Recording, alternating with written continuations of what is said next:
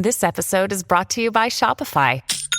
Forget the frustration of picking commerce platforms when you switch your business to Shopify, the global commerce platform that supercharges your selling wherever you sell. With Shopify, you'll harness the same intuitive features, trusted apps, and powerful analytics used by the world's leading brands. Sign up today for your $1 per month trial period at shopify.com/tech, all lowercase. That's shopify.com/tech. We off? 30 seconds of carefree bliss. Oof, like wind in your hair carefree. Oh, like using Clorox Disinfecting All-Purpose Cleaner in the home carefree. Yes! Like dog slobbing on the coffee table and cleaning it with Clorox Carefree. He's on a roll now. Spit toothpaste on the faucet. You got it. You got it. Peanut butter on the light switch. Oh, spritz, spritz. Spritz, spritz. Clorox, man. Clean feels good. Okay, we're back. Use as directed. TaxAct knows filing your small business taxes can be a nightmare, like the kind where you're being chased by a giant W-2 form and you're running and running, but you can never reach the submit button. Or something like that. So, TaxAct offers Expert Assist with live tax experts to make filing taxes less scary. Now, you can just have pleasant dreams about being chased by other giant, non-threatening paperwork. TaxAct. Let's get them over with. Achtung Millwall podcast supports the Lions Food Hub, dear listeners, and you can do too by getting yourself an Achtung Millwall t-shirt from noonelikes.co.uk, also known as Nolu Clothing. They've got a wonderful Achtung Millwall t-shirt on there for £15. At least £8 of each sale goes to support the Lions Food Hub, which does fantastic work for families in and around the South East 16 area. Show your allegiances on the podcast front, dear listeners, by getting yourself an Achtung Millwall t-shirt, and by doing that, you'll support the wonderful, the brilliant Lions Food Hub. Noonelikes.co.uk, Achtung Millwall t-shirt, £15. Check it out.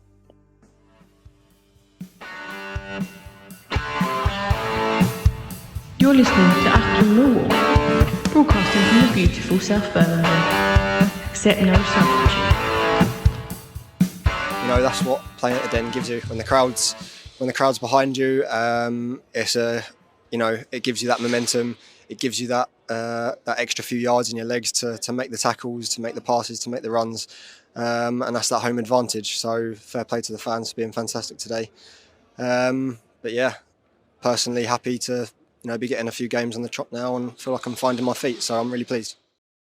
As soon as we started the second half well, I think we got a few balls in the corners, we got a corner, we got a couple of shots at goal, fans got lifted, they got behind the team, and then those extra yards that you need when your sort of legs are turning into lead and you need to make that extra run to press the ball or whatever it is.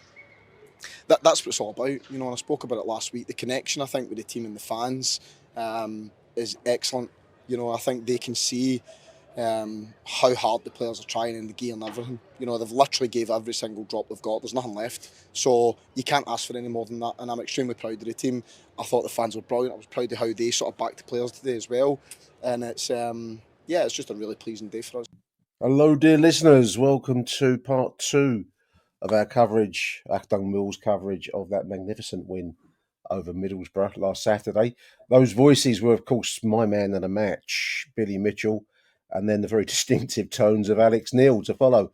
I do wonder how the foreign players get along with his broad Scottish accent.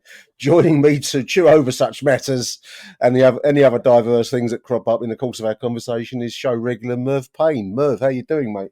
Good, thanks, Nick. All the better after Saturday, definitely. Absolutely. We're sitting on the brink. I mean, you and I are speaking ahead of tonight's crucial game, Hull playing Coventry. We really do need Hull City to do us a favour. I think the only caveat I'm going to insert into this entire show, including our conversation, Merv, is that we need Lady Luck to smile upon us and shower us with kisses, really, mate, don't we? Because we're still on the outside of it slightly. Yeah, it's a shame. And we've spoken over the last few months about the possibilities of the playoffs because they've always been within reach. I think you mentioned that week coming up where we had Bristol City and Watford, and you said how crucial they were. Yeah. We also obviously drew with West Brom at home back in Feb.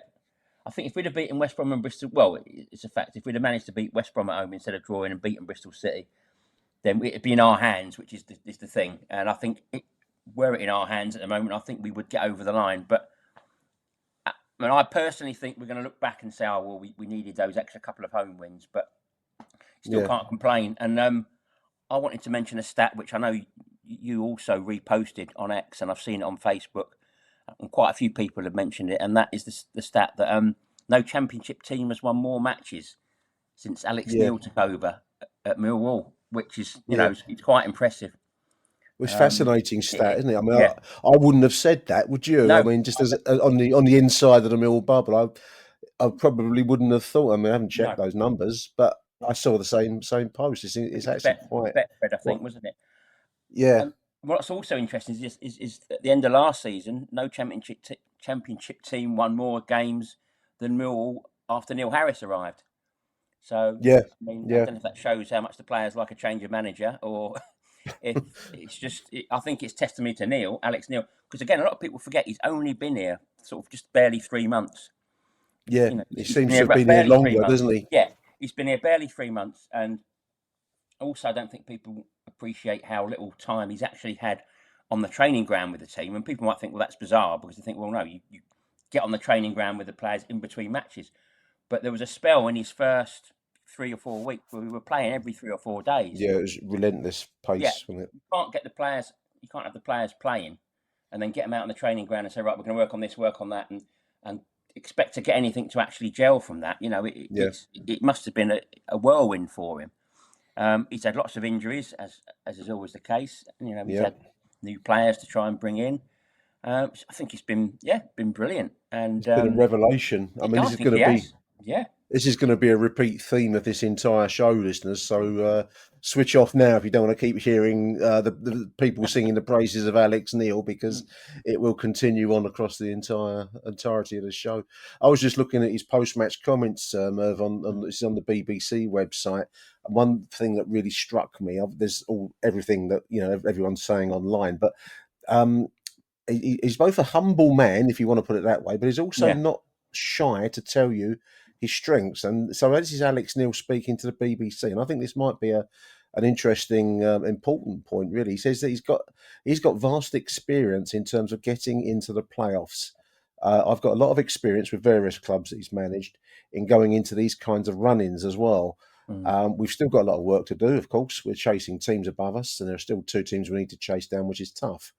But he stresses he's got experience of this. That's an interesting point, because we're not really used to a manager that is self-aware in that level. I'm thinking back to Neil Harris, who would have a tendency to slightly talk up the opponent and not talk ourselves down, but perhaps didn't stress his own attributes in quite that way. That's an almost Americanized kind of self-awareness. I know what I'm doing, and I've been here before. Interesting. Yeah, it is. I think if you take Joe Edwards out of the equation, you look at our last 3 managers, they all had a very different sort of outlook, didn't they? Harris was very much a siege mentality, and it was very much a matter of grinding out results and that and survival. And then I think Gary Rowett came in and said, we're going to look up rather than down, and he got us to that brink of the playoffs. And you never felt, and I'm not just saying this because of what you said about what Alex Neil was saying, you never truly felt that Gary Rowett believed we could make that final push into the top 6 somehow. I don't know why. You thought, we 8th will do. I'm sure he didn't really think that, but that subconsciously, I think you're right. Yeah, he didn't quite believe it, and I think we feel like we've perhaps gone to the next step now, where Alex Neil will think, why can't we get in the top 6? Why shouldn't we? And let's push for anything is possible. And he did it at Sunderland. He did it at Norwich, didn't he? He took over teams halfway through the season. Sunderland he took over later, then he took over at our place and got them into the playoffs. So I think maybe what that says is he's confident in his ability as a manager or a coach in those sort of pressure situations. And who knows? We had him 2 seasons ago when we needed to beat Blackburn on the last day to get in the playoffs. Maybe we'd have done it. Who knows? But maybe his sort of strategy or his tactics in those sort of 6-pointers or the sort of do or die games, he feels confident in it, which is it's encouraging, if not for this season, certainly for next. Yeah, absolutely. I mean, again, this would be a repeat thing through the show.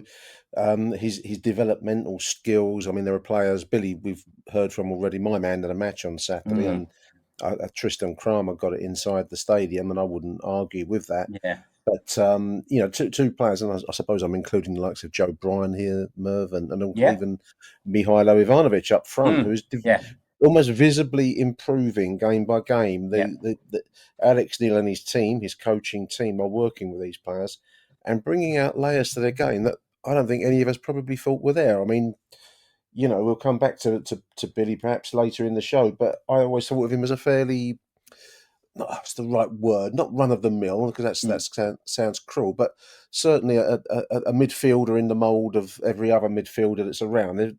But I'm seeing attacking play now from Billy that I didn't think was there, and that's interesting because clearly Alex Neil is adept at finding these kinds of depths to players' games, which is a new thing for Millwall, I think.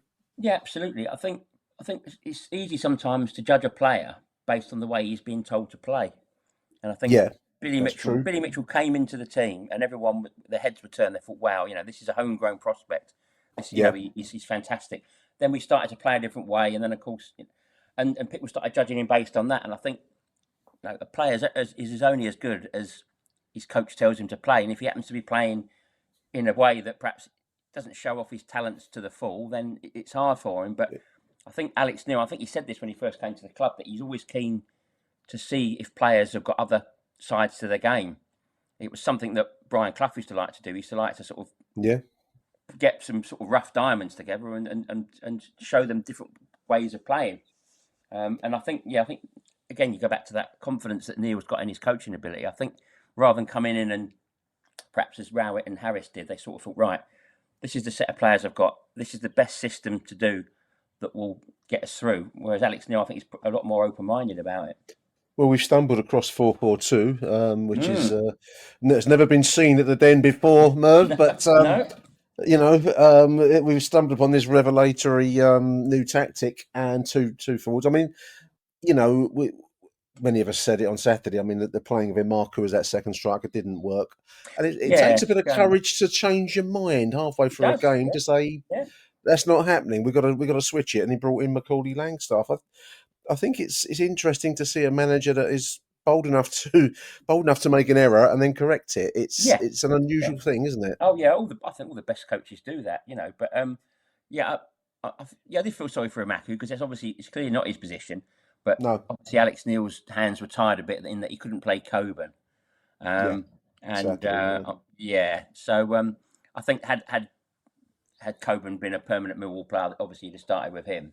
I think the crucial thing about how we're playing is, and I saw someone mention this because obviously the first half was quite hard work, wasn't it? And it was tough. It was a tough watch. Yeah. Someone said we've got to move the ball quicker, and that's something we've talked about a lot. There just needs to be that little bit of pace, and I think what's crucial for next season, and obviously it's a wish list because you've got no control over these things. If we've got the likes of Reece Bangura-Williams and Aziz and Imarku and Negley, if they're fit on a regular basis, and we've got all these options for getting the ball forward, because I mean it is down again to sort of chances created, and we're creating sort of like between like 7 and 12 chances per game, which isn't great.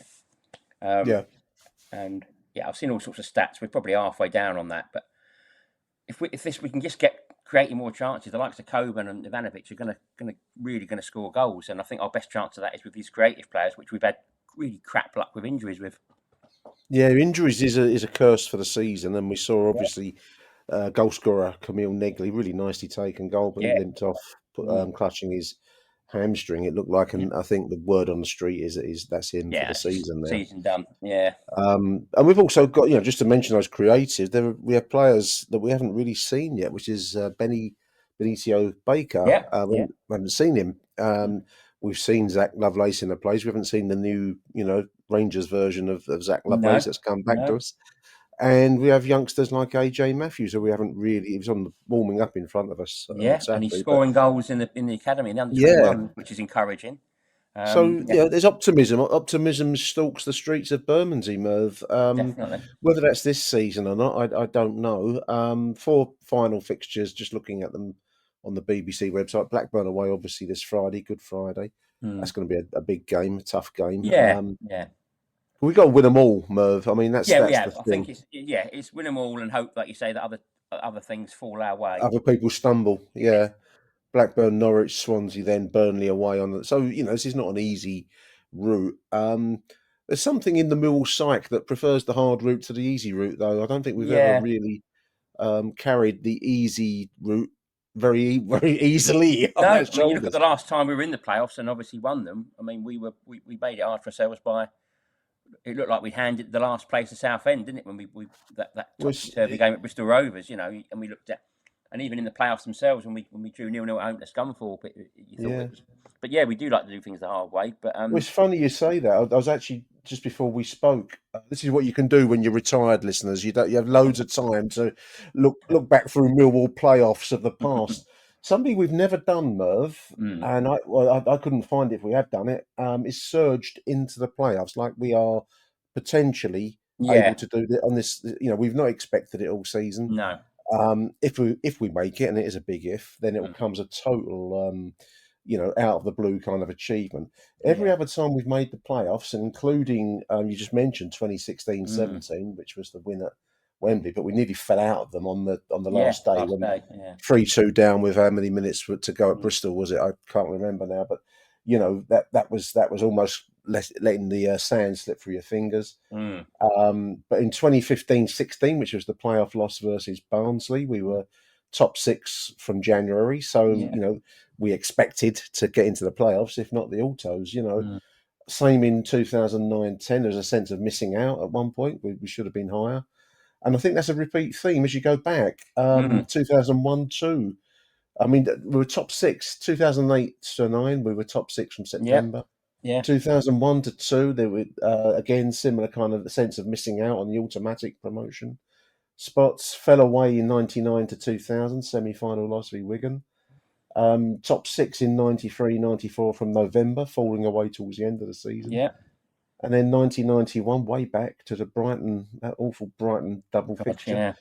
Top 6 from January. So what we've never done, my point that made a long-winded way around the houses, is we've never surged into the playoffs with momentum. I think the only comparison you can make with that is 75-76. Obviously, there was no playoffs then, but under Gordon Jago, when to the third spot, turn of the year, I think we were 10th. Obviously, it was just before my time, but I spoke to people who were there, and we weren't even in the picture at the turn of the year. It was all about Palace, Cardiff, I think, and Brighton and Hereford. And under Jago, we put this little run together, and obviously, to the joy of most fans, Palace sort of cocked it up because they were preoccupied with getting to the FA Cup semi-finals. Sort of nicked. I think we nicked third place. Late in the season, there was a couple of wins. The famous Trevor Lee goal, Brighton, and then I think we went to Swindon and won late in the season. I only know it through friends and family telling me about it, really. But we're not. I suppose that's as near to it as you can think. That was automatic promotion, but that was automatic. Exactly. That's a long while ago. I was 15, 16 when that happened. So that's how long ago it was, dear listeners. So do we have momentum? We still need fortune to go our way a little bit, but it keeps the season alive, Merv. And as you said, we were telling people to book their holidays, weren't we? But now, suddenly the season remains open. Yeah, you can't help thinking that we looked perhaps. I mean, obviously there were tricky games, but at Sunderland and Leeds, people sort of thought we were a bit on the beach because we thought, well, we can't get in the playoffs, we can't go down. So, and suddenly you wonder, as that extra bit of energy for the team come from the fact that they're looking at it and thinking, well, actually, stranger things have happened. But yeah, I mean, I'm in that nice position personally where it's not the be all and end all for me because it's been a good second half to the season, and all the signs are good for next year. Yeah, hopefully we can go out and get a couple more players in this summer. I don't know what's going to happen with Tanganga, but that'll be the big question because Kramer has looked so assured on Saturday. It makes that, but then you start thinking, well, imagine their defence with both of them in. Imagine both of them in the centre. And does it give Alex Neil options to play, 3 across the back or whatever, or all different options? But then, I've heard rumours about who's already sniffing around Tanganga, and you think, well, at least it might allow us to go out and get just those, rather than investing in the future, go out and get 1 or 2, maybe 3 players that are, really ready to go straight in, and top championship quality players, and just give us that extra little bit we need. I think the summertime's going to be very interesting. I'm going to It will be, presume that yeah. we stay down, listeners, but fingers crossed and lucky heather in our hands. We hope for the best. But I mean, it will be interesting who gets moved on. 1 or 2 names are fairly obvious. I mean, the improvement in players like Joe Bryan and Definitely, you mentioned Billy Mitchell and Ivanovic up front. It's interesting to see. I mean, they must be putting themselves. I don't know what Bryan's contractual position. I thought I read somewhere he's out of contract in the summer. So yeah, I read in the Southern News he was out. His contract was up. Yeah. Much will depend on whether he's happy at the Den and whether players are wanted at the Den, and these will be decisions that the recruitment team and Alex will get paid to take. But it's going to be a fascinating summer campaign, and this season's not dead yet. So no. 17,500. There's a big away attendance on Saturday. That would boost that up. But the Den was in fine fellow. It's interesting to listen to Alex Neil, just to close us, Merv, praising the impact of the Den, because somebody else made a point that not many managers have ever really got, in inverted commas, the Den. I don't think Gary Rowett ever truly. No. Neil Harris did, of course, because he comes from. Yeah. And Kenny Jackett did, but I don't think the likes of, exclude Joe Edwards, certainly Gary Rowett, and the likes of Holloway before him never really understood the power that Den gives. Interesting to hear Alex Neil, I think, does tap into that, does sense it. Definitely, yeah, absolutely. Yeah, no fantastic. Listen, stay tuned. We've got a load of voice notes for you.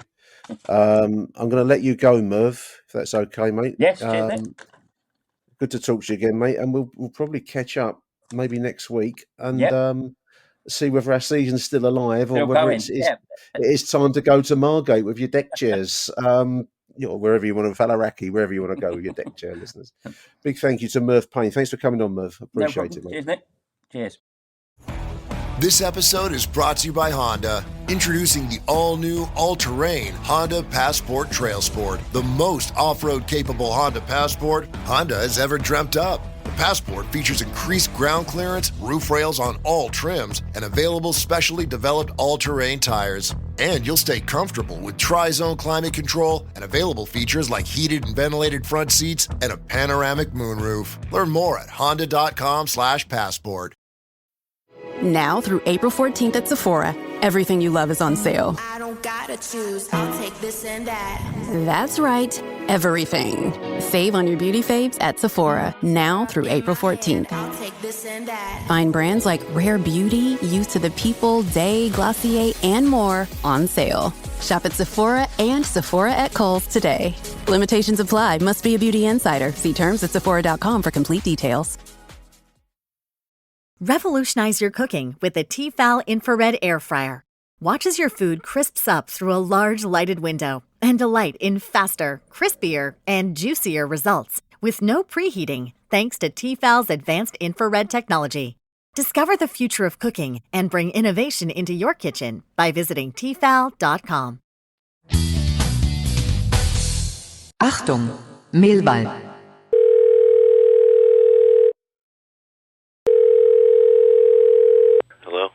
Hello, Nick. Hello, listeners. Ben Anthony calling in after the brilliant 1-0 win over Middlesbrough yesterday. Sorry I haven't called in very much, Nick. I've not been very well and then had a bit of a holiday last week. So, it's been a bit of a weird few weeks. But it was nice to be back at the Den yesterday. And, a brilliant performance and brilliant match, particularly second half. And a well-earned 3 points, I think. Last time I called in, I think the season, for us, we were thinking the season was basically over. We were safe, were no threat of relegation, and comfortably sort of edging towards mid-table. And there was a feeling that basically we could go on the beach now. Somehow, I don't really understand what's happened, but somehow we've sprung into life and we've been dragged into a playoff place fight.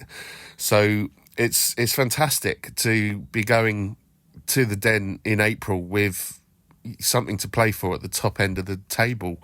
And what an achievement on what is a bit of a shoestring squad, not because of money. We've actually spent some money for once, but because of the injuries, I've never known us to have so many injuries in a season. It's been quite remarkable.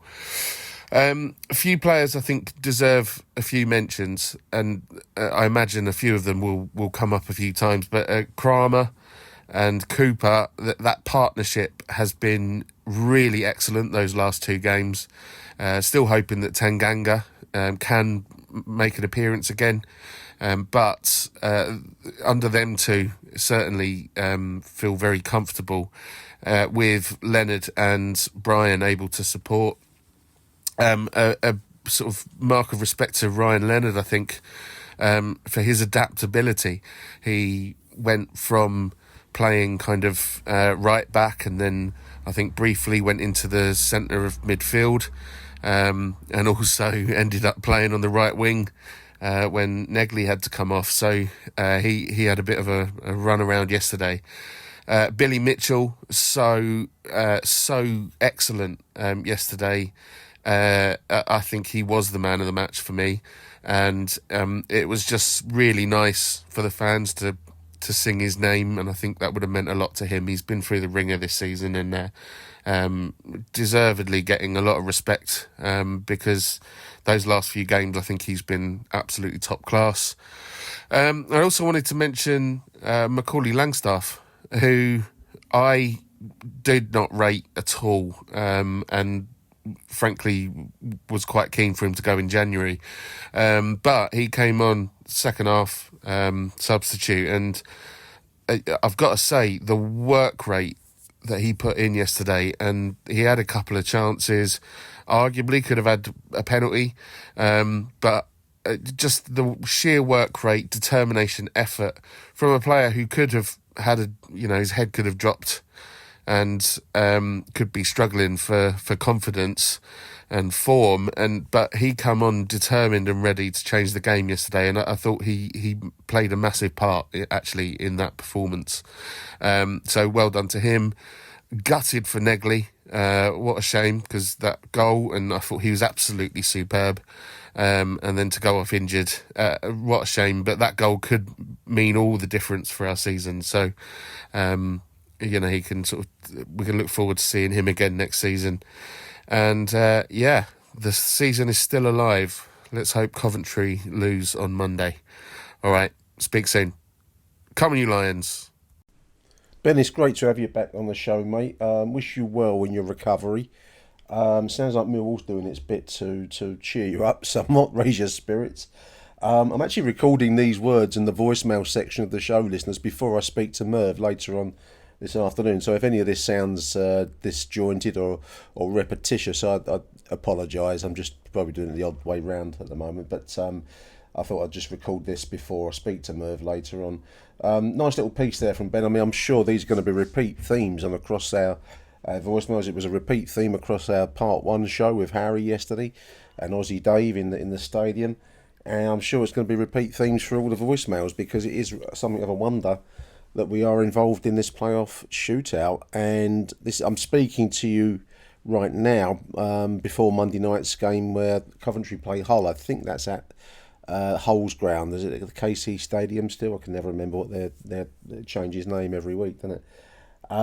But we need obviously a Hull result tonight to keep it tight. And if that is indeed where it gets to, then anything's possible. I still can't help but feel that the Lady Luck needs to keep on smiling upon us, and as I said to Harry, carry on, have a few drinks with us, and then finish up sleeping the night together and doing us a nice fry up in the morning, for us to really pull off the playoff spot. But who knows? Weirder things have happened. It's lovely to be able to dream, dear listeners, isn't it? We're into April now. The cricket season's on, and we're still in with a shout, albeit an outside shout, at the playoffs.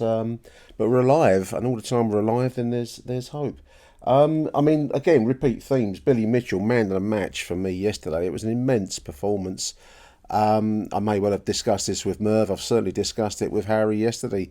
But the depths that, the layers of game and the depths of his game that Alex Neil is managing to extract, not only from Billy but others too. Even Macaulay. Ben mentions Macaulay Langstaff, the work rate of the boy when he came on.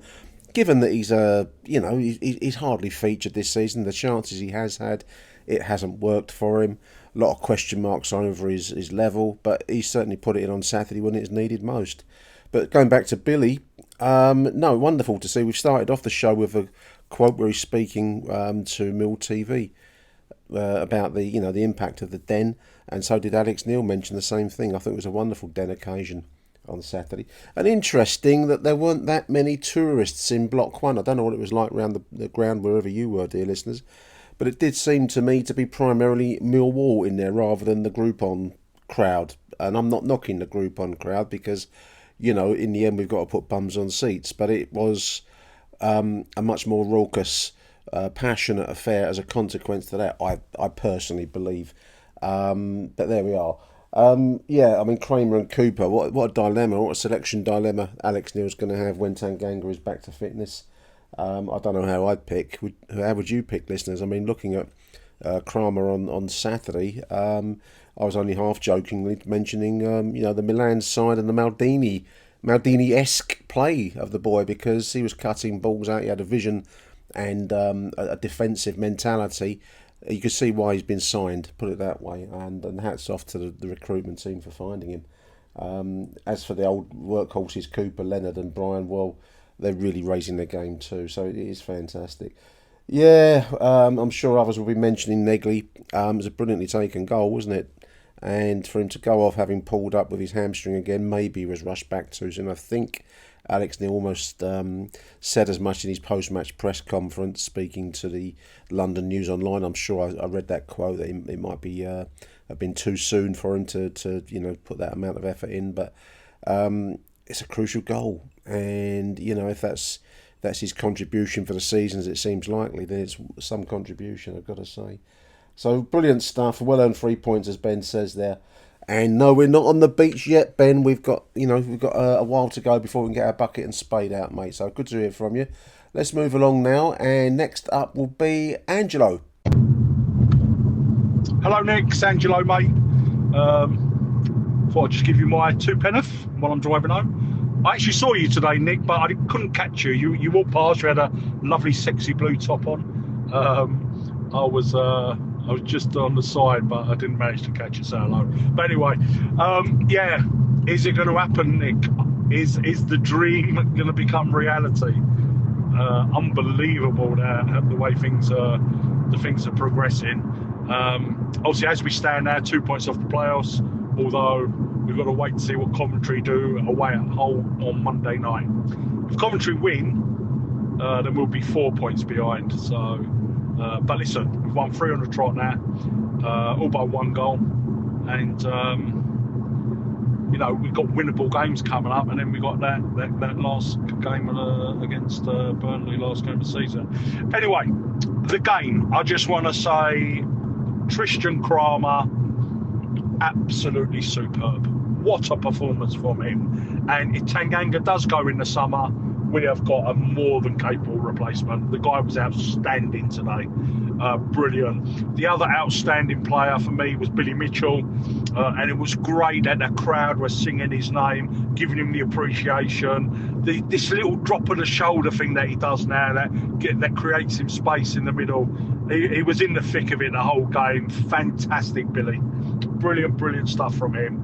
I am convinced that either Casper Denor was ill or carrying some kind of knock.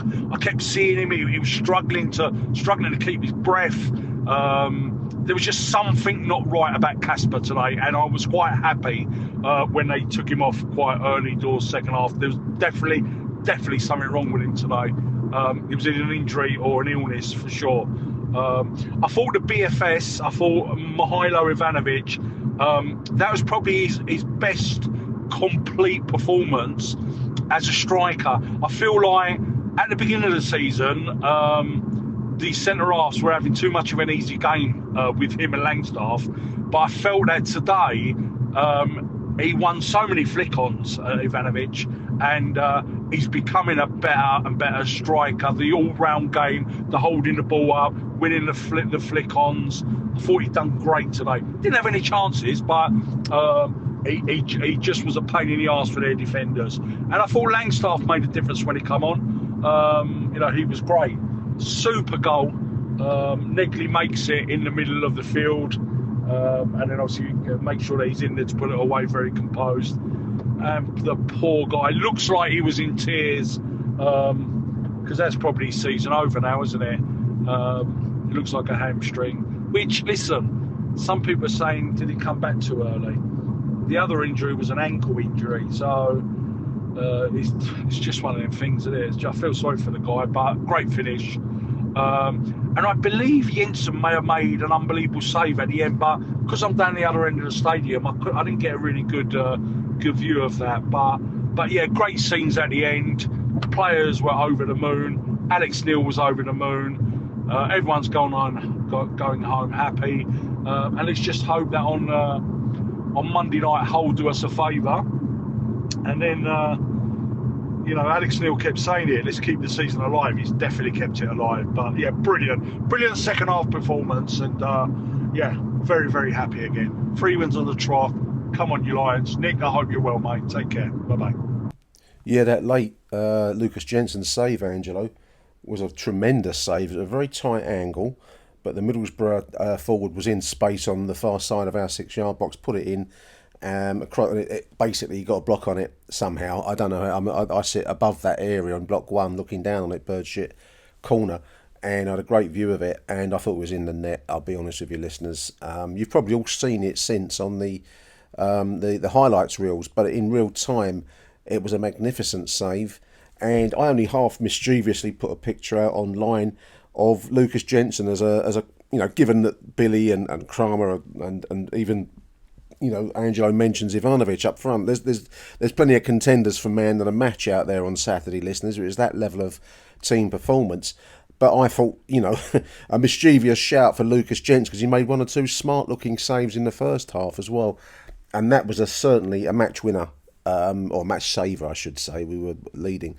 But a match saver at the end there to keep that. Somehow he got a block on it. I don't know how goalkeepers do that. But anyway, he did it. I know people can criticise his distribution and his kicking sometimes, and there was always this debate about Luke Roberts coming in when he wasn't suspended. But I personally love the shot stopping ability of Lucas Jensen because sometimes you need it to keep these moments out, and that was a classic example. Ivanovic, a complete performance, as you say. And I'm reminded of Kenny Jackett's famed conversation with Steve Morrison that was described in Mike Calvin's book, Family. The famous incident when Morrison came to us as a non-league Stevenage, I think he'd come from, and apparently he said sorry when he trod on one of the opposing defenders' toes in a game, and Kenny Jackett pulled him up on him, asked him what he'd said, and he said, well, I just said sorry. And he got a stream of abuse off of Kenny because he said, you don't want to be saying sorry to him. Tell him that if you get out of your fucking way or else I'll rip you in shreds or words to that effect. Call him all the names under the sun. You know what I'm talking about, listeners, don't you? I do wonder whether Alex Neil, a hard-bitten Scots football manager with his his entourage, who are also hard-bitten in the ways of the forward, are working with Ivanovic, because I thought the same as you, Angelo. I thought that was a really strong performance. He's winning more balls in the air, and he's putting himself around a bit more, and he's winning free kicks. And some of the flicks and layoffs, listeners, you might have seen the same, you might have picked it up yourself, show real vision. The boy, I think, has got the ingredients.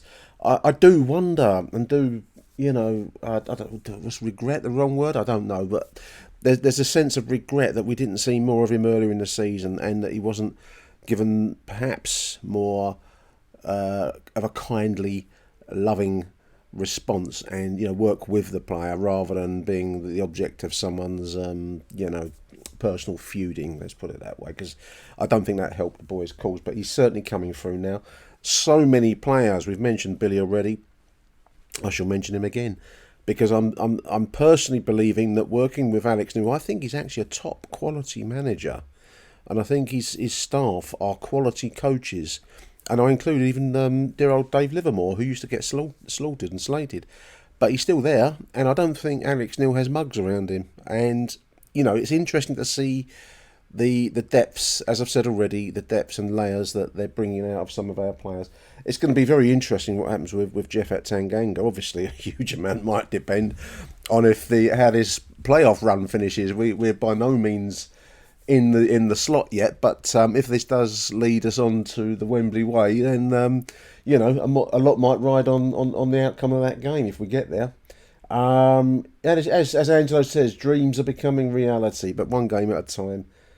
Certainly 3 1-goal wins, I think he said, and that's a testament to the spine and the steel of this side, because I've said it, I've used this analogy before, listeners. This squad are like reinforced concrete. They got metal down the middle of their concrete encasement, and hats off to them. The Den really responded Saturday. It was wonderful to see it, and they deserved every bit of support they got there. We're going to take a short advertising break and then come back with Bill Slack. Good to have Bill back. Achtung, Millwall. Oh, the sick day struggle is real. But with Dimetapp, it doesn't have to be. Children's Dimetapp works quickly to soothe multiple bothersome cough, cold, and allergy symptoms in a single dose. Our fast-acting formulas are designed with kids in mind, so they get everything they need and nothing they don't. Available in liquid and on-the-go chewable tablets. Tap the banner now to shop at Amazon and say goodbye to the sick day struggle with Dimetapp. Use as directed. I'm Dr. Jen Ashton, your host for Season 2 of The Visibility Gap, a podcast presented by Cigna Healthcare. Throughout this season, we'll be tackling something vital, the women's health gap. We'll hear from real people and experts as we unpack important topics like maternal health, menopause, and heart disease. Listen in and download the new season wherever you get your podcasts. Faraday presenta Ojos con Alergia y Picazón contra el Jardinero. Y el ganador es Faraday Extra Fuerte. Para aliviar la picazón de los ojos por alergia, actúa más rápido y supera a Claritin y Flonase aún a las 24 horas. Faraday, adelante. Hello Nick, Bill Slack. On a previous episode, I said something to the effect of, I don't think Billy Mitchell's got it. He's more Bromley than Bermondsey. And it's difficult really to understand how I could get that so badly wrong. I think you put yourself up to get shot at when you call into these when I send you these voicemails 20 minutes after the game's finished. But that lad is coming into his own, and I think he was man of the match yesterday. And it's difficult to know how you can get something quite so badly wrong or mug yourself off quite so badly. Another player I gave a load of stick to was Joe Bryan. And we're now in a weird position that if Joe Bryan had the first half of the season, like the second half of the season he's having, he could have been in with a shout at Player of the Year. It's an absolute transformation. I think Crammer yesterday was fantastic. You can't replace Jaffet because of his quality, but we have a very, very, very decent centre half at this club, and I think all of us, I'm making up numbers now, but someone pays 15 million quid for Jaffet. We've got a ready-made replacement, and we go out and buy a decent backup or two at centre half. So all in all, it's really positive, mate. And the fact that we're still in with a shout at this point of the season, where we were looking at relegation, don't forget, when Harris went. It wasn't looking great, and as a Millwall supporter, what more do you want than to be able to go down there and watch them all be so committed, putting bodies on the line and all the rest of it. I read somewhere that Alex Neil said to Billy Mitchell, "You're going to have to play the whole game, mate," and he said it looked like a part of him had died when I told him that, but he kept going, didn't he? It was just fantastic. Really excited for next year. Yeah, really pleased, mate. I'll speak to you soon. One more quick thing, Nick. Bill Slack again, Bobby T style. when we got to half time 0-0 and we were poor in the first half, when we got to 0-0, I said that the difference now with Alex Neil is that he'll change something. You know, that is actually an option for us, that the manager gets the players in at half time, having watched a poor first half and gone, right, this ain't working, I need to change this and this. And that's something that we've not had for I don't know how long, where you've actually got a proper football manager going, well, that never worked, so I'm going to change it. And the supporters knowing as they disappear off into the tunnel that there's going to be some decent information and a couple of decent changes, or he's prepared to change it and not wait 70, 75 minutes.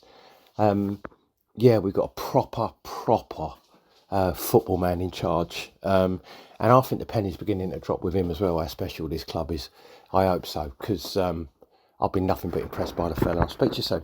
Fantastic, Bill. Good to have you back again, mate. Alex Neil.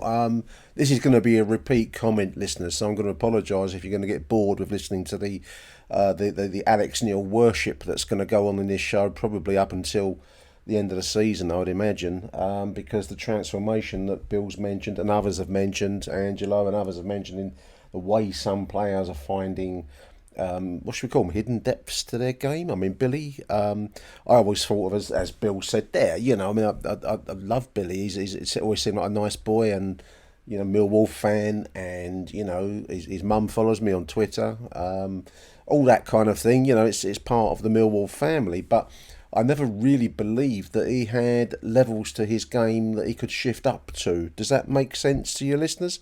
I thought he was your kind of your David Livermore water carrier, and I'm knocking Livermore now. I don't really mean to, because he's part of this coaching setup that's producing such great results. But I didn't see it, and Alex Neil has obviously looked into his footballing soul, so to speak, and seen that he has the ability to get further forward. The weighted pass that he made, was it to Josh Coburn, or was it to Denor? I think Denor might have flicked it onto Coburn for the goal up at Sheffield United. But that was a perfectly weighted ball. I mean, this is top quality level play, dear listeners. The performance, you know, we're all raving about Billy from Saturday because it was at that level. I mean, I don't know how you could fault his game on Saturday. But for Alex Neil to come in and see the ability that the boy has to go there, I think is a tribute. I mean, I love Neil Harris. I don't know about you listening out there in whatever part of the world you listen to this show, dear listeners, but you know, the miracle that he wrought with us when he saved us from relegation, we're forever in his debt for that. I think the problem with it became where we've moved into this season, where there is a desire and an aim that's probably was going to be difficult, teething difficulties to change our general direction as a club. Now, you know, it didn't work out with Neil Harris. I don't think he had, as Bill has just said, that ability to see a game, read a game, and make the changes necessary, as we saw on Saturday. You know, to start Imarku as a second striker was a gamble. You know, everyone was talking about it before the game. I wasn't. Well, it remains to be seen, as it was the way I started the game. It didn't work out for the boy. I do like Imarku, but it wasn't happening for him as that second striker. So to make that bold choice and then reverse it at half time takes balls, you know. Hardest word, you know, was it the Elton John? Sorry is the hardest word, and changing your mind, admitting your error, or whatever you want to call it, isn't easy, is it, in life, let alone in the machismo world of football. So, you know, I am really impressed with Alex Neil. Bill mentions Joe Bryan there, listeners, the transformation. I think it's the same. I think he's an intelligent manager, and I think some players, Bryan is an intelligent bloke. I think he responds to intelligence. Some managers come in with hellfire and brimstone, and that's what Neil Harris brought to us when it was required the most. And that places like the win at Southampton and some of the other results we got over, was it Leeds? We beat them at the Den, and you know, big fixtures, Leicester, big results, big moments, hellfire and fury, and that was Neil Harris's forte. Unfortunately, it doesn't take you over a 46 game Championship League programme, and it probably doesn't do enough to get you close to the playoff slots, which is where we're finding ourselves at the moment. So no, hats off to Alex Neil, because I think that's what is behind this general level of improvement. Huge thank you to Bill for sending in those two clips there. Let's go and have a listen to Jim Hackett. Well, Nick, Jim Hackett here. After yesterday's great result against Middlesbrough, I think definitely another one of those games where it's a game of two halves. I thought first half we started nice and bright and everything seemed to be clicking for the first 5-10 minutes, and then we sort of gave the game to Middlesbrough, and it's a good job they're not a little bit better, a little bit more clinical, because they could have probably had 2 or 3, in the amount of possession they had and the way they were moving the ball around us. But as it was, we kept going till half time and managed to get there without too many cock-ups. But I've got to say, and I know it's sort of hard work sometimes, but just watching Luke Cundle yesterday, he looked like a boy in a man's game, and how he didn't get a booking was astounding, because his fouls weren't sort of big meaty fouls where he was taking players out or anything. They were just little tippy tap type of fouls that were just getting in the way. And it's all right if you can do the other side of the game as well when you get the ball, but unfortunately every time the ball got to him, he would lose it for whatever reason. So for me, I thought he was disappointing yesterday. I think after the first game or two when he came in and looked fresh and bright and bubbly, I think since then, I don't know what's gone on, but he's been found wanting, and we carried him yesterday, and the same with DeMarco. I think when he comes off the bench and he goes at players and he runs, you see what a good player he is, but he doesn't seem to have that confidence when he starts games. And I don't know if he's saving himself and sort of pacing it out, but if he doesn't do what he's there to do, then he really was anonymous yesterday. And when you're carrying 2 players for a whole half of football against a decent side, you're asking for trouble. And to be fair to Alex Neil, he must have recognised that, because when they come out the second half, he put Macaulay Langstaff on, and I've got to say for him, he didn't get a goal, but his work rate and his application towards it, he was unlucky. A couple of little things could have gone his way, and he might have been okay, but unfortunately, those chances aren't coming as regular as they used to for him. But you can't sort of fault his ambition. And to be fair, when we went to that 2 up front, it just showed what a good side we are, because all we had to do was get the ball forward. Michaela was winning so many headers yesterday, probably more than he's won all season. But we didn't quite get the rub of the green with the flick-ons, and if Langstaff went one way, the ball went the other. It was just unlucky, and it wasn't through the lack of effort, even the lack of quality. It was just how the game was. But then when he brought Aziz on and Negley, I thought the game changed totally in our favour then, and you could just see the confidence sort of rise through not just those players, but everybody seemed to be well up for it. And the goal, when it came, obviously Aziz puts the ball in there, and that's what he does. He puts crosses into little areas that cause not panic, but it causes those sort of clearances that we used to see, in the past, and it bounced straight out to Negley. And I thought he took his goal fantastically well, but he'd actually started the move and finished it, and good on him. And it showed what quality we've got when he is fit and when he's ready to come back in. Unfortunately, that injury he got, you could just see as soon as he did it, it was it was heartbreaking for him, because he'd done everything he was asked to do. He was brought in to do. He got the winner, as it turned out, and hopefully he'll take a bit of solace from that, because I think we've got a player there, and where he plays eventually will be interesting. But with him and Aziz on there, and you can say what you like about Billy Mitchell, but the quality he's showing at the moment, whether it's a little shuffle, whether it's a disguise, whether it's a pass, everything he's doing is coming off really well, and he's not being found wanting at all. So for me, it's Casper and Billy in the middle, and we play 2 up front, and now we've got Coburn to come back in as well. Then I think we're looking really healthy and really solid. The back 4 were fantastic yesterday. You couldn't fault them. Kramer I think he got man of the match, and quite rightly as well. You wouldn't notice that Tanganga's gone missing, because Kramer's come in probably for the position he was bought for.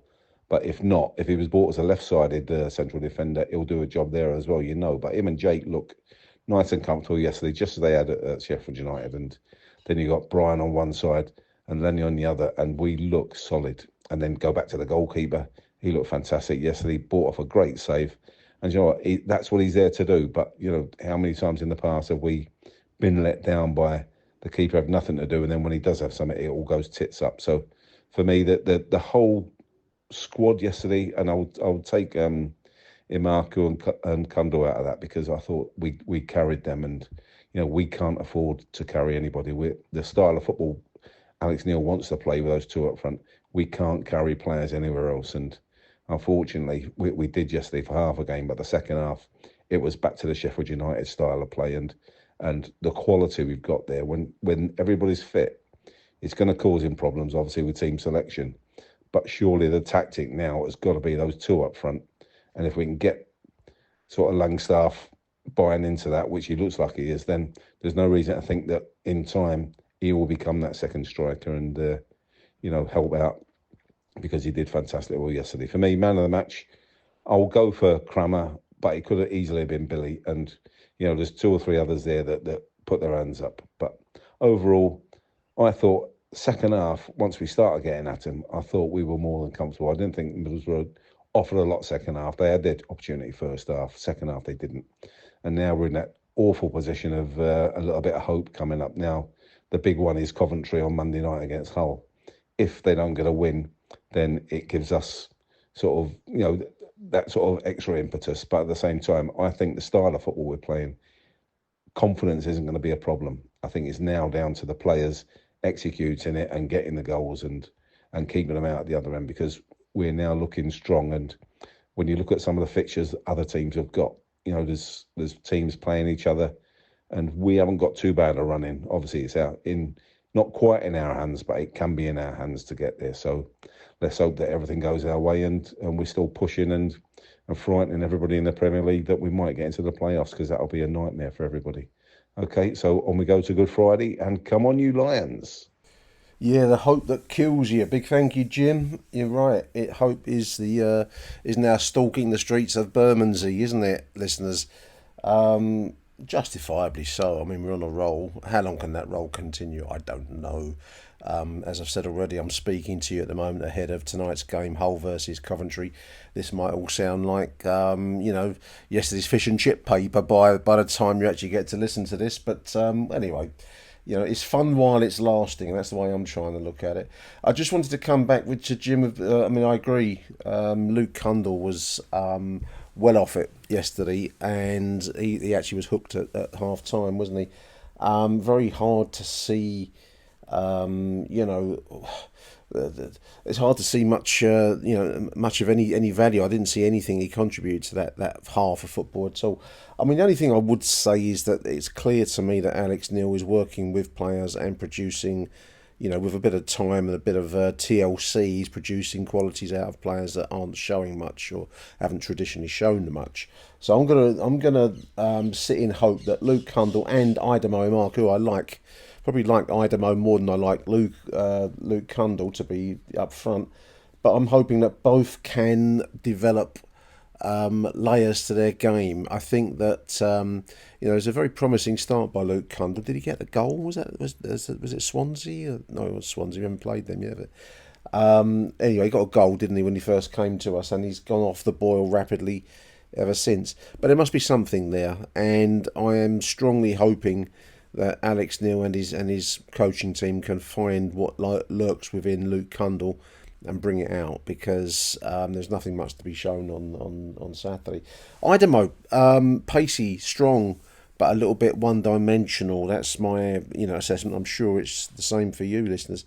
He comes in best about the 70th minute mark against tired legs. To start a game like he did on Saturday doesn't seem to bring the best out of him. Are there layers to his game that can be brought out? Hope so, because the level that we're working at, we have yet to see the likes of Benicio and Baker, Benny Baker, whatever his name is, and even the likes of Zach Lovelace when he's fit, after having had a pre-season and working with the coaching team. It's going to be interesting to see what level we are setting as our minimum bar. Idamo's got to watch that he doesn't fall short of that minimum bar, because I think that his strengths are there, but they have limited impact at times. So Great stuff there from Jim. Hope that kills you. I've written on my little iPad here. Hope that kills you. We're going to run a couple of messages together. I'm going to go for Hassan and then Rob Woodford. Nick, it's Hassan here. Just thought there's some comments after today's fantastic victory against Middlesbrough. What a performance again! A bit like Tuesday night. The hard work those boys put in after that match on Tuesday is just immense. We played really well. Every single player worked their bollocks off. Middlesbrough had something to prove today. They had a couple of bad results recently, and they seem to be falling away from the playoff pack. And I thought coming in today it would be really difficult to replicate what we did on Tuesday night, but the boys very much did that and then some. First half was quite scrappy. No one really got their foot on the ball. I thought overall the game was it was like a blood and guts game. Both sets of players, they from both teams, they gave it their all and left everything out there. The first half was, as I said, it was scrappy. I think where people were just trying to get settled into it. I think Boro maybe a bit more better in possession. One or two of our players had a few iffy moments. I think Amaku, he looks like he's struggling with a bit of confidence, I'm afraid. And Kundal, he just couldn't get on the ball. The times where he did get the ball, he wasn't in control of it. Seems to get muscled off of it. So he needs to improve that side of his game. But second half, it was night and day. We from the get go, we pushed them right from the beginning. I think Langstaff, we went to a 4-4-2, and I think that changed it because it gave them something to think about. A bit like the last few games, we've been playing this like 4-4-2, and I'm telling you, teams just don't know how to deal with it. When you've got two players at the top who are willing to run their bollocks into the ground. I mean, Ivanovic, he was fantastic today, even though didn't have many shots on goal. But when he did get involved, he won every single header from what I can remember, especially in the first half. He put himself about. He showed some good composure with the ball at his feet. Langstaff as well. Do you know what? I've got a new nickname for him. He's going to be called the Bulldozer for me because he charges through groups of players and he'll do everything in his power to get the ball. And I think he knows, right, you know what? Technically, I may not be better than some of these championship players, but you're not going to beat me to the ball for will and for effort. So that's my new nickname for him, Langstaff the Bulldozer. But I thought he played really well. He really gave Boro something to think about. The introduction of Aziz and Negley, it flipped the game in our favour. They were all over the place, Boro, once they came on. Negley, it's bittersweet, really, the victory, because he got that goal and he started to move. He picked the ball up on the halfway line, sprayed it out to Aziz. Carried his run though, didn't just sit back, didn't go back onto the right wing. He ran right into the penalty area and he picked up the second ball and slammed it home. And it was such a shame to see him go off. He was right down in front of us as well. I looked like he pulled his hamstring. I hope it's nothing more than like tightness because he has been out and he came in and put himself about. It was a real shame to see that. And if we are in the hunt for the playoffs, we need players like Negley available because he's different. He's quality. When he gets the ball and he's running with it. I mean, the corners that he put in as well. Left foot, right foot, fantastic, absolutely fantastic. So I really, really hope that he's not out for a long time. Defense, amazing. A lot of them. Jensen, he made a match-winning save. The only time they broke the line, Boro. The only time they got through our line, and Jensen was there, thankfully, to save it. Brian, and that again, brilliant performance. Kramer, my God, we were worried about Tanganga leaving, and that may still happen, it may not happen, but what a defender, what a defender. He's brilliant. I mean, Tanganga's the Rolls Royce. Kramer, I don't know, what's a really good French car? Well, they're all pretty awful to be fair, but no, he's brilliant. He's brilliant. Bugatti, there you go. I think Bugatti was a French bloke, but otherwise, fantastic performance. Really, really pleased to see it. Who else was there? Leonard, fantastic. Billy Mitchell, mate, him and Dinor, that's their position now. Dinor looked knackered today, I will say that much. He looked absolutely fucked. And even at half time, again, where we are, we're just above the tunnel, we can see them walking off. He just looked fucked. And I'm not surprised he got hauled off, but Billy Mitchell was just brilliant. And do you know what? The fans are starting to love him now. It's the first time I've seen Mill fans. I'm quite certain of that. The old Billy Mitchell, he's one of our own. He got the crowd going. Fantastic. He's not just a running around midfielder. When he gets the ball, you're confident. He's got the ball. He's going to make something happen. You know, he's coming on leaps and bounds. And I think you've got to say hat off to Alex Neil, Martin Cunning, Livermore, you know, and the other coaches. Because where they're doing that Calmont Road, wherever's in that water there, I mean, Brian and Mitchell, they're coming on leaps and bounds, honestly. Absolutely brilliant. And again, I take my hat off to Alex Neil because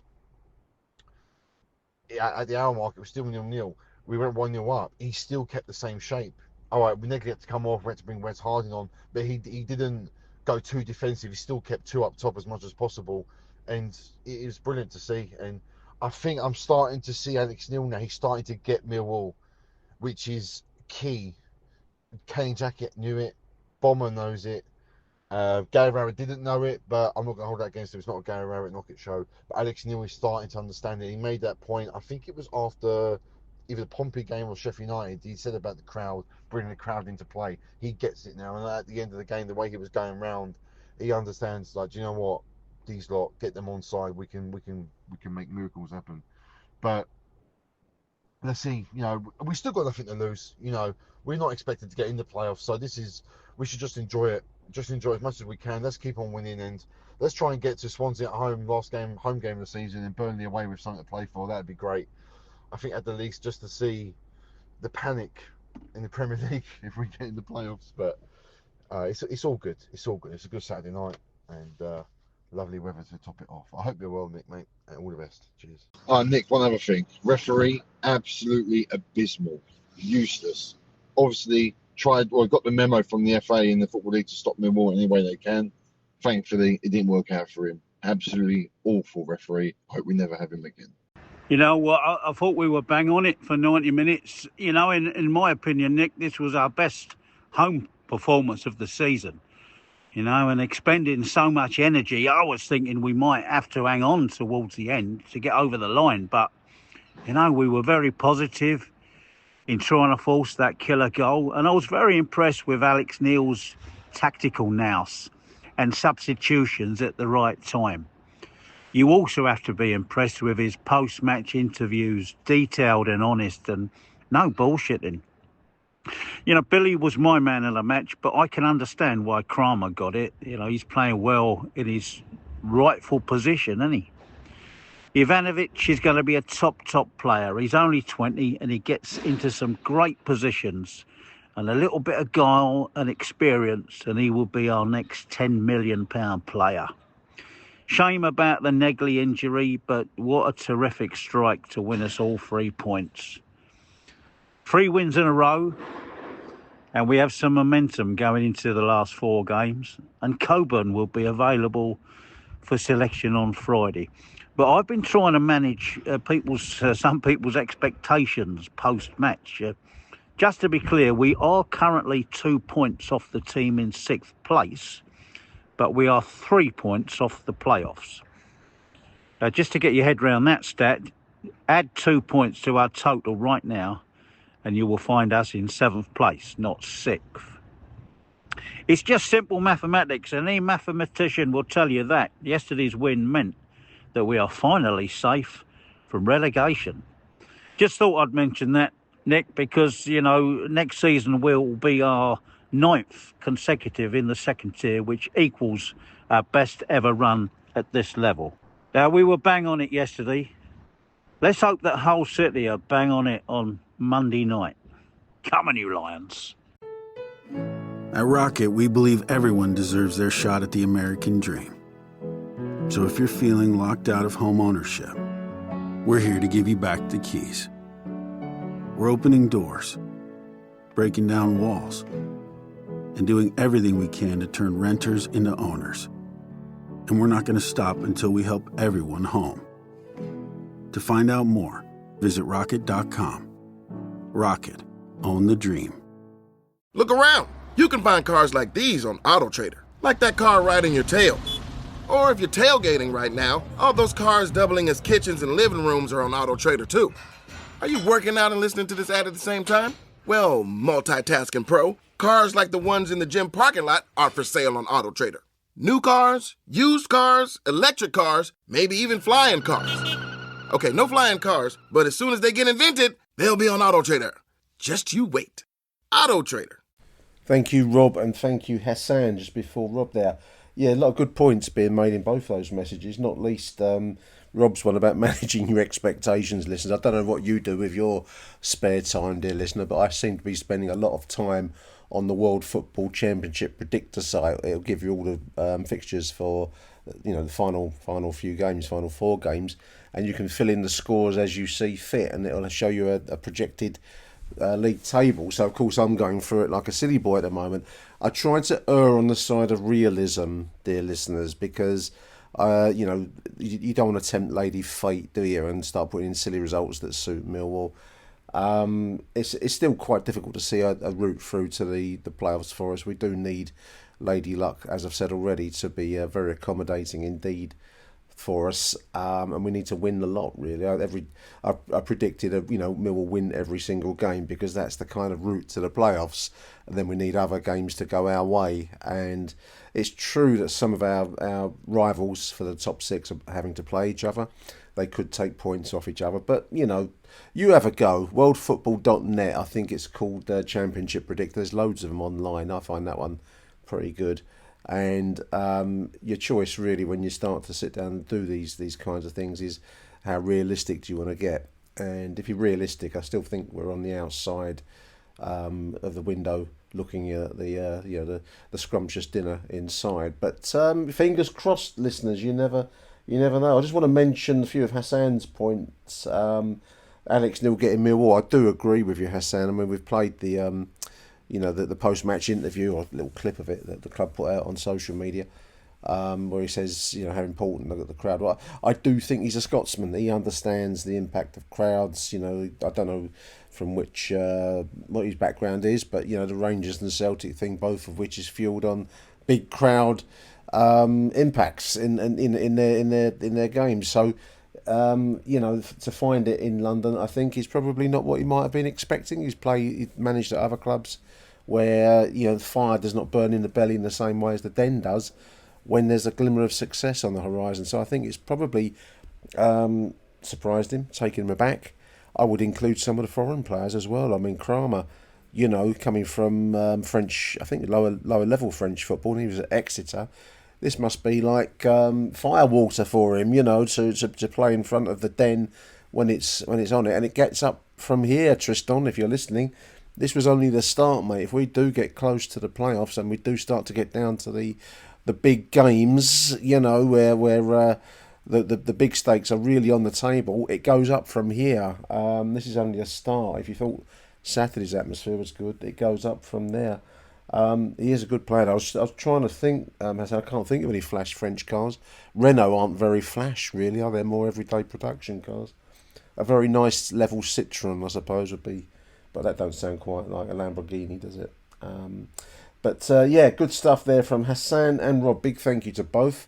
We're going to play the show out now with Lawrence Binney, David Lederkramer, and then finally Bobby T. So I'm going to say a big thank you for listening to this voicemail Part 2 show, and do stay tuned at the weekend. I'll be coming back after the Blackburn game with whatever Lady Luck throws our way, whatever scraps she spares from her plate in Olympus.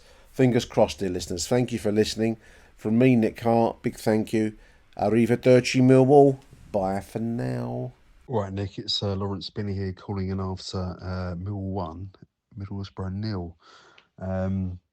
I think I might have said something on Facebook, but I feel like in terms of the general Bede catechisms that we hear so often, Millwall shall always rise to the occasion on a hot April afternoon. I feel like this time of year, we are definitely due a humbling, probably coming at Blackburn. Any sort of northern shithole they're expected to win at, we will fuck up. But yeah, I can't really remember too many times that we've gone into an April game, a big April game at home with the sun out, that we've not delivered. Some people might think back to Blackburn a couple of years ago, but that was, I hasten to remind everyone, a May game, so it doesn't count. But April, we've always stepped up to the plate. I couldn't make it with my dad today. Had some personal stuff to deal with, but I did manage to catch. We did manage to catch most of the game on the old illegal stream. And I thought, just quickly, I thought our intensity in that second half was outstanding. A proper Millwall type performance, with no shortage of quality. Helped in part by the return of the injured new boys, Aziz and Negley. Just outstanding. I still feel like people are nuts for thinking we can get into playoffs. I expect a humbling at Blackburn on Friday, but who am I to kind of prick a pin in anyone's balloon? Let's keep on dreaming. It makes it interesting, at least, doesn't it? All right, mate. Up the Lions. Cheers for all your hard work on the podcast, mate. And talk after the Blackburn game, I guess. Morning, Nick. It's David Liederkramer here, speaking on Sunday morning after a terrific 1-0 victory against Middlesbrough. First half, pretty average, I thought. Middlesbrough had a lot of possession without doing an awful lot with it, although they did have one, I thought, reasonable chance, which I think Morgan Whittaker should have done better with. But second half, fair play to Alex Neil. He recognised that if we were going to do anything with regards to a playoff push, then we needed to bring on our two attacking players in Aziz and Negley. And what a difference they made. They both looked very, very bright. And of course, Langstaff also should get a really favourable mention, because I thought he played incredibly well with Ivanovic, and the first 20 minutes we had a terrific spell. What a shame about Negley. Terrific goal. Showed us the skill that he clearly has, and he's going to be a great player for us next year, I'm quite sure of that. But to go off injured, pulling a hamstring, was really very sad. But as Alex Neil said, he made a really important contribution. I've just mentioned Langstaff. I thought that he really played well, and although I'm still not entirely convinced that he's of this standard, there's no question about his application and the fact that he tries really, really hard. Obviously, the three really standout players for me, I'm sure mentioned by other people. Kramer, who, apart from the miss in the first minute or so, and I think it was a fairly decent chance actually, which he headed over, was absolutely immense in defence. What a great player we seem to have on our hands there, and we didn't miss Tanganga, which is saying something. Billy Mitchell, brilliant performance. A lot of criticism about him over the past few months, completely unjustified as far as I'm concerned, given that he was out until, January with injury, and it takes time for a player to come back after that length of time. And he showed exactly why he was so highly rated a couple of seasons ago, and I think he's really doing well. And I thought Jensen had a great game as well. Terrific save at the end to deny Marcus Force, and that was the difference between winning and simply having the draw. I didn't think Emarku played very well. Unfortunately, I just remain of the view he's not a starter. He's really at the moment an impact player, and I think he showed that again today. Denor had a quiet game. Shame about that misplaced pass. I think it was to Aziz, which could have, or was it Mark? I think it was Aziz, who he could have put through, but made the wrong option. And he didn't have one of his better games, unfortunately. But he's played so well over the past, really for the whole season, I guess, that there's no, I'm happy to occasionally he doesn't do as well as perhaps he has done in the past, and we can forgive him for that. All in all, a very good performance. I can't actually believe we're in with a shout of the playoffs.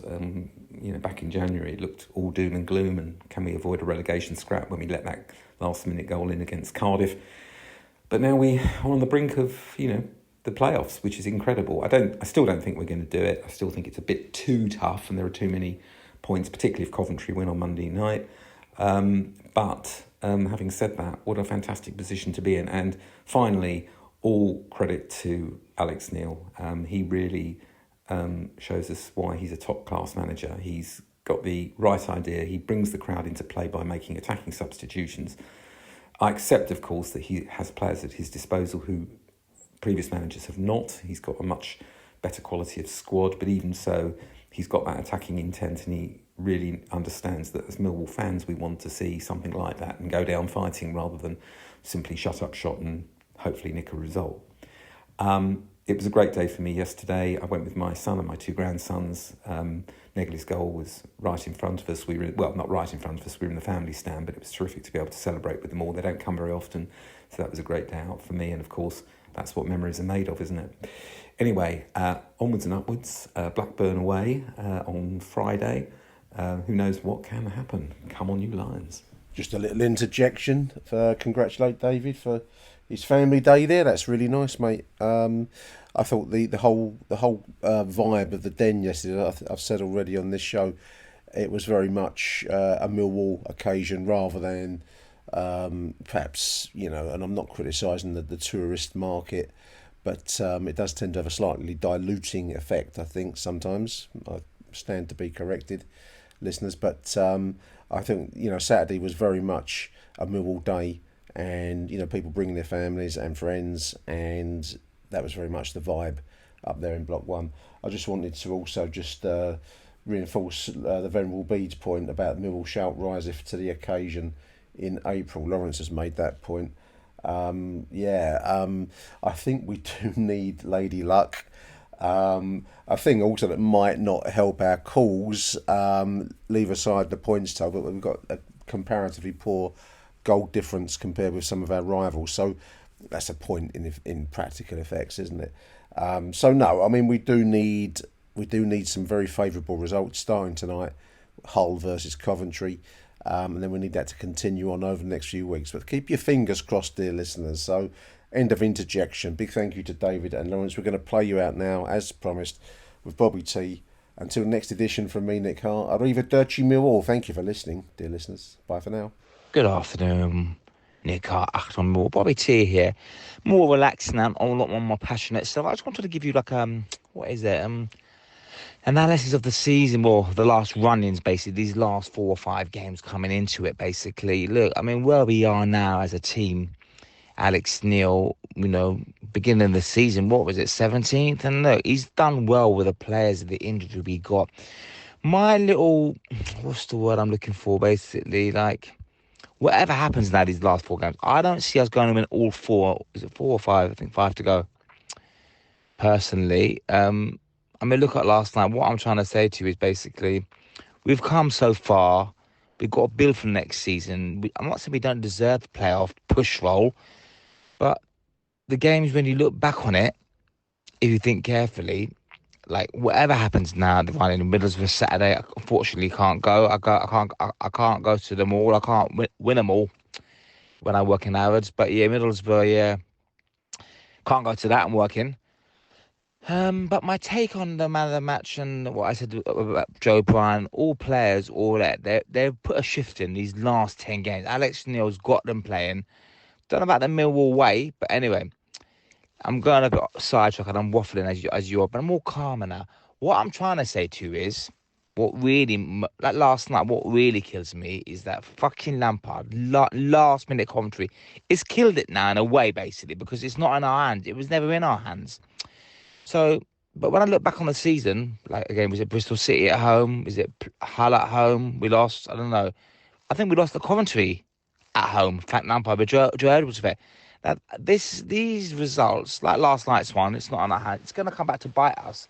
Because if we'd won the home games now, what I mentioned to you, what was it? Hull, Luton, Bristol City at home. These games were winnable. We wouldn't be now 9th. We'd be sitting where Sunderland are. But that's football for you, and that's it for you. So I think the season is still going strong. It's, you know, things can happen. People are playing each other. Coventry got an easy run in. We ain't going to beat Burnley. But then again, who said that? We'll be Burnley, Leeds, Sheffield United.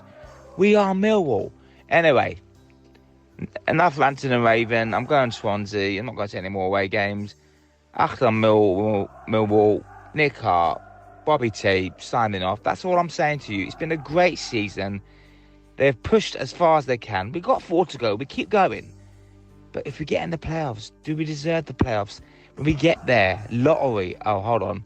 I don't want to go Premiership and get embarrassed. Look at Southampton. Bye for now, Bobby T. Love you all.